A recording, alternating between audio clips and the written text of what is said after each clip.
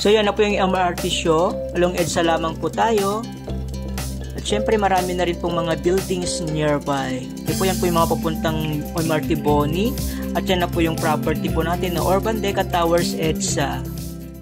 So, hello mga property investors! Welcome back po again sa aking YouTube channel. So, para sa video na ito, pag-usapan natin yung isa sa mga ready for occupancy na towers na project ng Urban Deca Properties. So, ito ang Urban Deca Towers EDSA sa may Mandaluyong. So, puntahan po natin yung mga actual units at syempre gagawa rin po tayo ng mga sample computations. So, tunghayan po natin.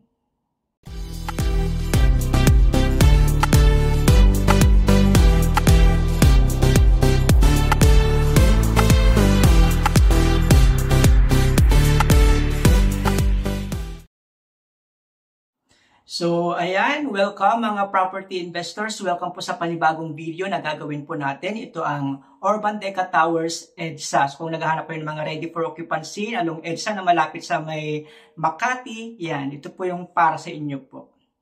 Ang pag-usapan natin, ang Urban Deca Towers EDSA again, pwede po kayo makakuha ng mga unit ninyo for as low as 9,328.33 monthly. So, mamaya, sa may dulo ng video ay gagawa po tayo ng mga sample computations para malaman nyo kung paano po kayo makapag-avail for as low as 9,328.33.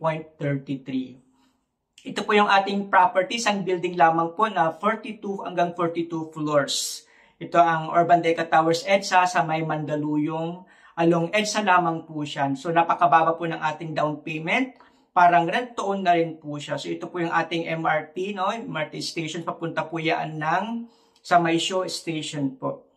Okay po, along EDSA lamang po yung property po natin. Yan po, at marami na rin pong mga building sa may vicinity area po. Meron po tayong Peters, pwede po kayong bumili ng mga pagkain po ninyo, at meron din tayong Alpha Mart. Ito po yung ating building ng Urban Deca Towers EDSA. Yan po hanggang 42nd floor. So, ready for occupancy na po yan. Pwede na po kayong kumuha ng mga units po ninyo. Okay po? Yan. So, meron po tayong ditong laundry stations po. Parang ginawang hotel-like po yung ating property. Yan. So, yan, from 8 AM to 8 PM, 6 hanggang 6:30 PM po yung last wash po nila. So, kung gusto nyo magpa-laundry, yan, meron po tayong laundry station po. So, yan, meron din tayong, kung gusto nyo magpakabit ng internet, available po tayo sa may PLDT tsaka Convergence po. At meron na din tayong mga mailboxes. Okay po?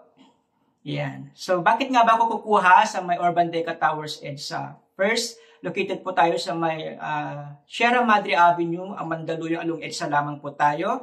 Lifetime perpetual ownership tayo. May mga key cards para makapasok po yung mga unit owners sa kanilang floor. So may security guard tayo naka-roving. May Argo units tayo na pwede ng Airbnb. May mga regular units din. Okay, walking distance lang po tayo sa MRT show at Boni Station po. Marami po tayong mga malls at hospitals na malapit. So, napaka-affordable. Pwede tayo sa rent to own. Wala tayong mga hidden charges. Mga transfer title ay kasama na po sa ating total outstanding obligations. At ang total contract price natin ay nagsisimula lang sa 2.199 million. So, napakamura po dito po sa Urban Deca Towers EDSA. At napaka-strategic locations po. Highly commercialized po yung ating location. Okay po, ito po ay gawa ng Mega Wide. Yan, kung familiar po kayo sa PTEX Pasay, yan, sa Clark International Airport, sa Cebu Mactan International Airport, at soon yung Metro Manila Subway Ortigas and Show Station, ang gumawa po niyan ay ang Mega Wide Constructions po. So we're proud to say na sila rin po ang gumawa dito po sa Urban Deca Towers EDSA. Okay po, so talagang makikita natin na quality at maganda talagang matibay. So, located po tayo sa may 69 Sierra Madre Avenue, Mandaluyong po, no? So, along EDSA lamang po tayo. Ito po yung ating property. Mas malapit po tayo dito sa may MRT show. At dyan naman po yung papunta naman po ng MRT Boni, papuntang Makati po. So, again, along EDSA lamang po yung ating property po. So, may Mandaluyong yan. Dito ako ngayon sa MRT show station po. Yan. At yun, makikita na natin yung property po natin na Urban Deca Towers EDSA. So, yun na po yung ating building. Walking distance lamang po dito sa ating MRT show. Okay, so, lapit po tayo. Andito po ako ngayon sa may overpass. Yun yung MRT show. Then, ito na rin po yung ating property. So ito po yung along EDSA. Okay po, yan po yung ating Urban Deca Towers EDSA na building. Hanggang 42nd floor po yung ating property. So punta tayo ngayon sa may 42nd floor para makita natin yung mga views. Yan, nandito ako ngayon sa 42nd floor. Yan, nakikita natin yung MRT Show or Ortigas. So yan po yung views. Andito naman po yung sa 42nd floor din na facing naman MRT Boni or Makati po yung makikita po natin. Okay, po, so pag-usapan natin kung ano ba yung mga unit types. So, dalawa lang naman po yung unit types po natin. Meron tayong mga regular unit at yung Argo unit. So, lahat po ay 13.06 studio type po. Wala tayong 1 bedroom, wala tayong 2 bedroom. So, studio lamang po tayo na 13.06 square meter. So, ito po yung ating floor plan po, no? Yan, magkakaroon tayo ng 28 na units per floor. So, I strongly suggest or recommend na kumuha po tayo sa mga facing EDSA. Yan, yung mga green. At syempre yung facing Sierra Madre kung gusto niyo ng mga views. At maganda rin po dito sa may facing po ng Makati. Kung mapapansin niyo po kasi dito sa may kabila para may tinatayo na building. So, di ko lang po alam kung natigil ba siya, na bankrupt or itutuloy pa ba. So, kung kunyaring tatayuan kasi yun ng high-rise, baka mamaya ma-block yung mga views po ninyo. So, yun po yung mga recommended ko po yung EDSA at sa Makati area po. Pwede naman siguro sa kabila kung higher floors po yung kukunin po natin. Okay po. Yan. So, pwede po kayong pumunta sa aking blog site para malaman nyo pa po yung mga lahat po ng details about po sa Urban Deca Towers EDSA. So, punta lang po kayo sa may bestcondoinvestment.wordpress.com. So, nakikita nyo na rin yun sa may baba ng screen. Pwede nyo po yan puntahan para po makita po ninyo mga availability, mga sample computations, mga information po about Urban Deca Towers EDSA. Okay po, so pagpasok po natin, papasok po tayo sa may aking blog site na Best Property Investment PH. So makikita nyo po yan po yung focus project ko po ng Urban Deca Homes Ortigas. At syempre, kinikita na rin po natin yung iba-ibang properties ng Urban Deca Properties. Okay po, meron tayo sa may Mandaluyong, Manila, Pasig, tsaka Quezon City po. Sa Quezon City, yan kung naghahanap kayo ng Urban Deca Towers Cubao, pwede nyo po yan puntahan. Kung naghahanap kayo ng mga townhouses sa Cavite, yan General Trias sa Pasig City, yan Urban Deca Ortigas sa Manila, yung sa may Tondo.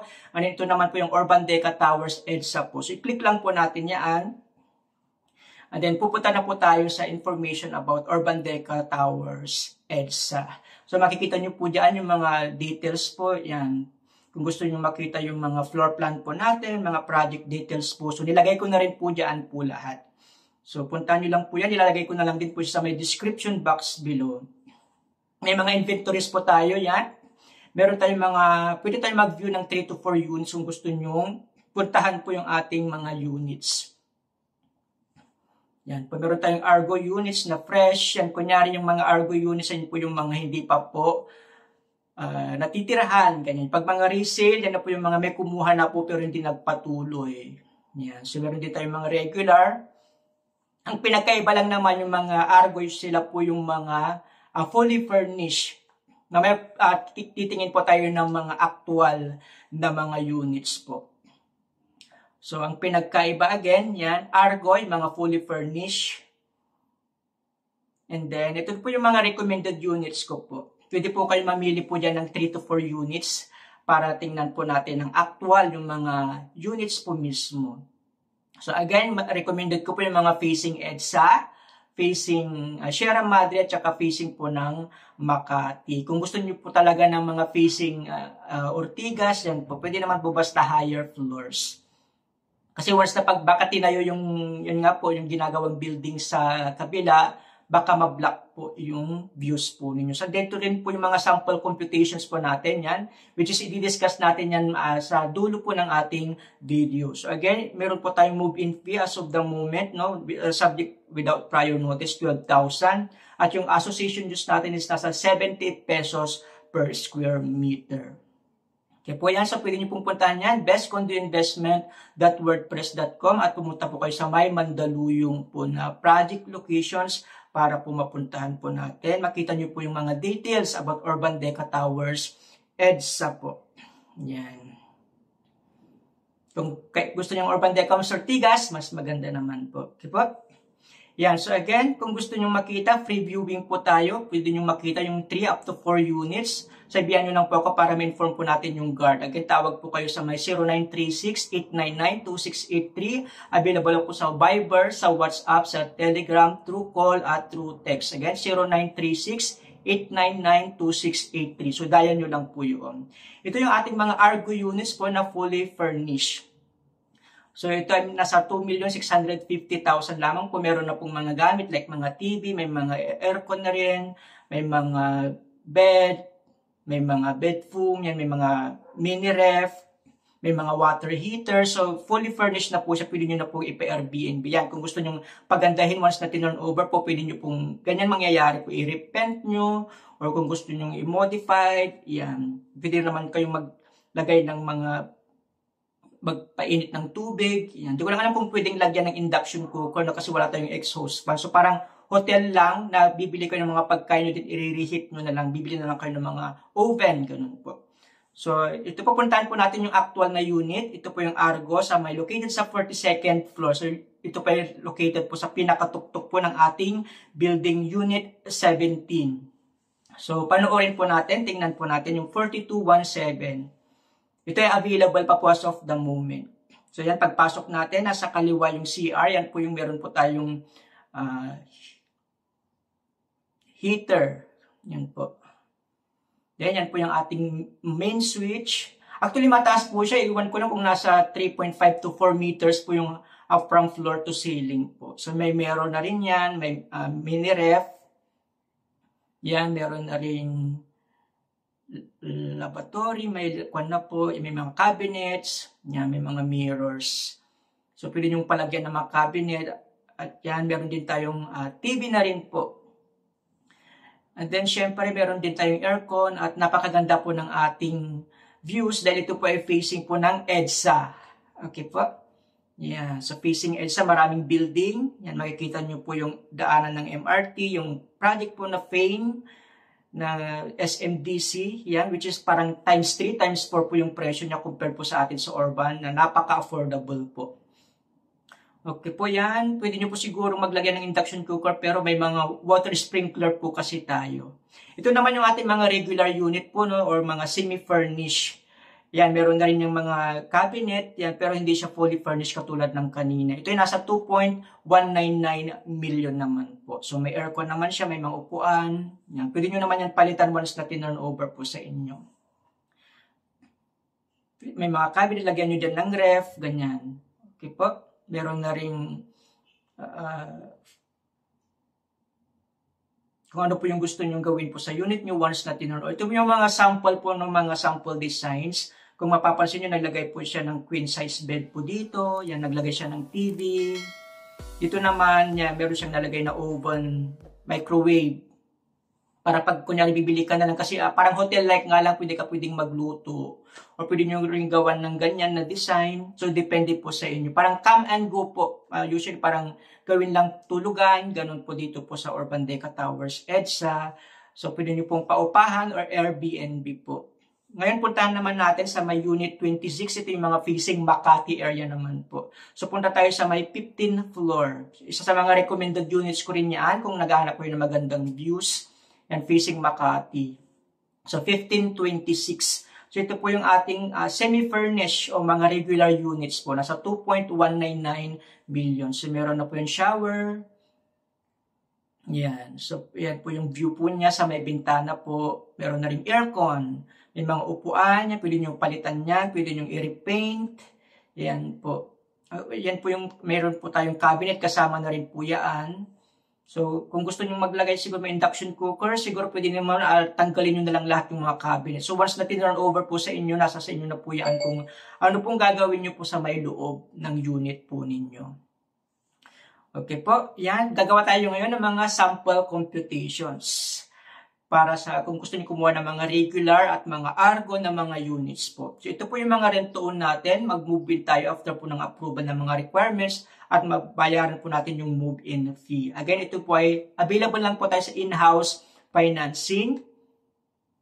Ito po ay studio unit natin, 13.06 square meter lamang po yung mga sizes po natin. So ito tayo, meron tayong regular at meron tayong mga Argo units. Sa total outstanding obligations natin, sa may regular po is nasa 2.199 million. Okay po, and then sa Argo natin, nasa 2,650,000. Ang reservation fee natin is 10,000 lamang po.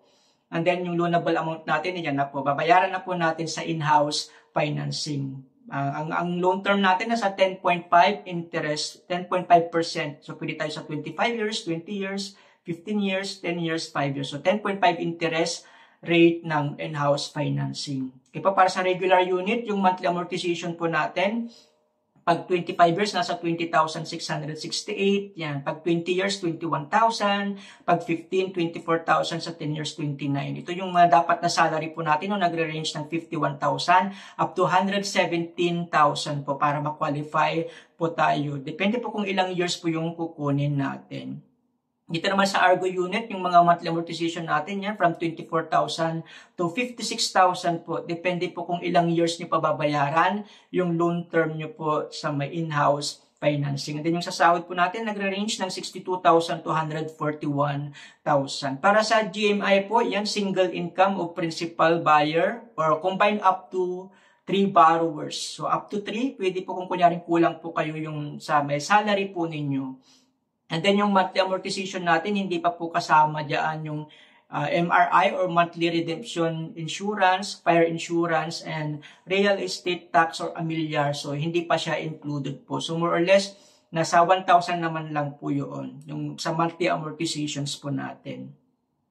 So to be exact, siguro nasa 1,400. So yun po, idagdag na lang po natin yan sa monthly amortization natin para po sa mga insurances ng mga real estate, sa mga insurance at sa mga real estate tax po.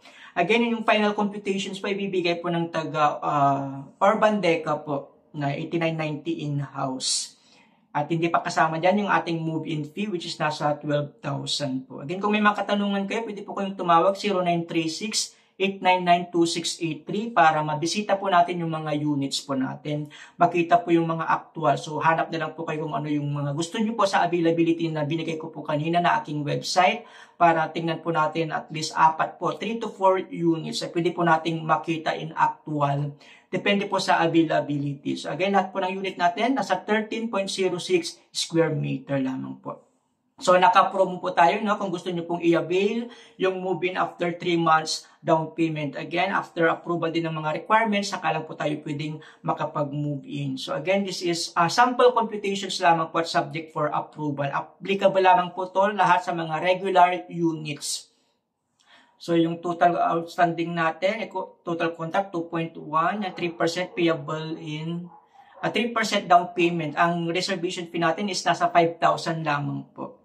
Yan yung equity payment natin, nasa 27,000, payable in 3 months. So, nasa 9,328.33 po yung magiging monthly po natin. So, mag-i-issue po tayo dito ng mga post-dated checks para sa unang taon din ng ating ME. Ang kagandahan pa dito sa ating promo yan, naka-promo tayo, 9.5% interest rate po yung ating balance. So, dito makakalipat nga lang po kayo after 3 months. After natapos nyo na po at na-approve na po yung mga requirements po natin. In 25 years, nasa 18. Yan, 20 years, 19, 22, 27, 44. And then yung sahod po natin dapat nagre-range from 46,000 to 111,000 or 12,000. Ganun po. Yung mga kailangan nating salary. Depende kung ilang years. Again, yung gross monthly income natin, pwede sa isang principal buyer lang o pwede po up to 3 borrowers po. And then yung monthly amortization natin, hindi pa kasama dyan yung MRI, fire insurance, at real estate tax or yung amilyar po natin. Again, yung final computations, ibibigay po ng ating taga-in-house 8990 subject for approval. Okay po? Yan, yung move-in fee natin, hindi pa po siya kasama. So again, tawag na lang po kayo ulit, 0936-899-2683 kung may mga katanungan pa po kayo about po dito sa mga computations po natin. Okay po.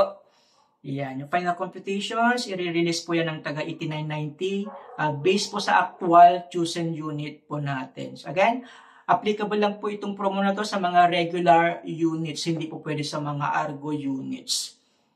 Okay po? Yan. So, ihanda nyo na rin po yung mga requirements po ninyo. COEC, 2 months payslip, birth certificate, ganun po. Okay po, so yan po yung ating promo of the moment.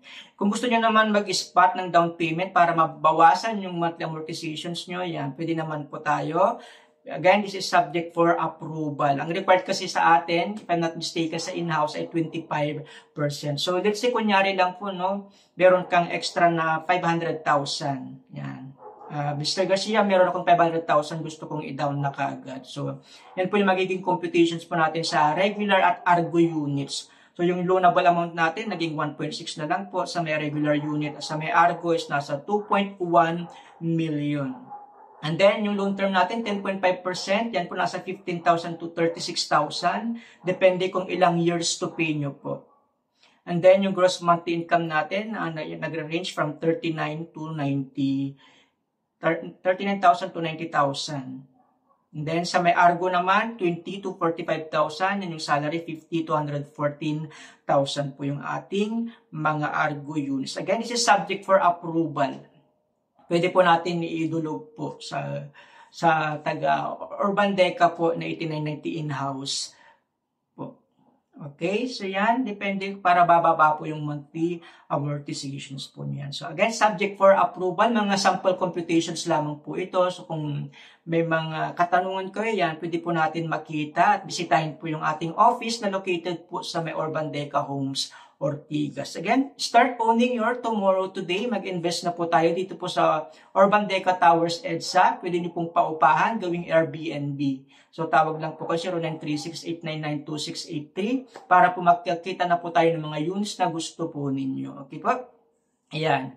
Sabi ni Steve Bolton, the only bad time to buy properties later. Ibig sabihin, kung hindi pa tayo bibili ngayon, in the future, tatas na naman po yung mga value ng mga properties po natin. So, wag mo nang ipagpabukas, wag mo nang sa next month. So, ngayon pa lang ay mag-invest na po tayo ng mga property dito po sa Urban Deca Towers EDSA. Okay po? Wag niyo pong kalimutang i-click ang subscribe at ang notification bell para updated po kayo palagi sa lahat ng mga upload ko po. Maraming pong salamat at God bless everyone. See you po dito po sa Urban Deca Towers EDSA. Salamat!